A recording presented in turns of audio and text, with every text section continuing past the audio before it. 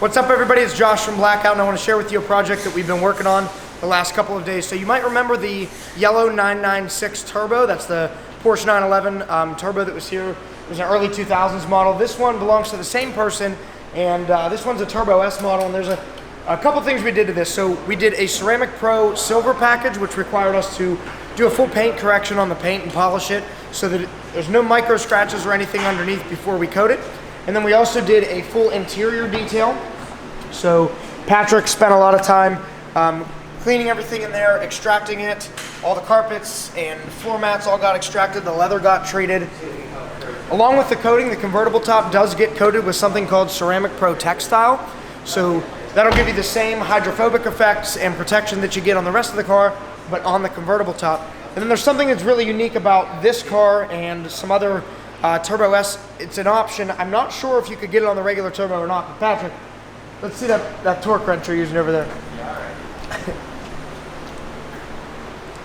So this car has what we call center lock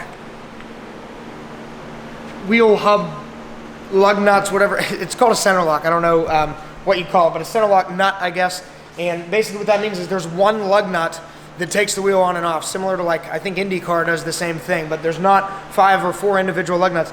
The challenge with that is they're really tight, like 450 foot-pounds tight. So that's like 4.5 times what a normal car gets on every lug nut.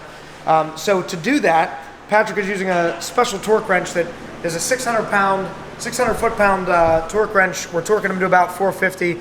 And this tool right here is designed specifically for the Porsche center lock. So that is on GT3 RSs, probably regular GT3s as well, and the Turbo S. So basically, anytime those wheels are coming off the car, make sure that whoever's taking them off the car has the correct tools to put them back on. If you just put this on by hand and tighten them and don't check the torque, that could be really disastrous, especially if you're tracking the car. So yeah, we're going to take these off. We're doing a wheels off package, so we're going to ceramic coat the whole inside barrel and the back side of the wheel as well as the face, and just make sure that whoever's doing that for you has the right tools for the job.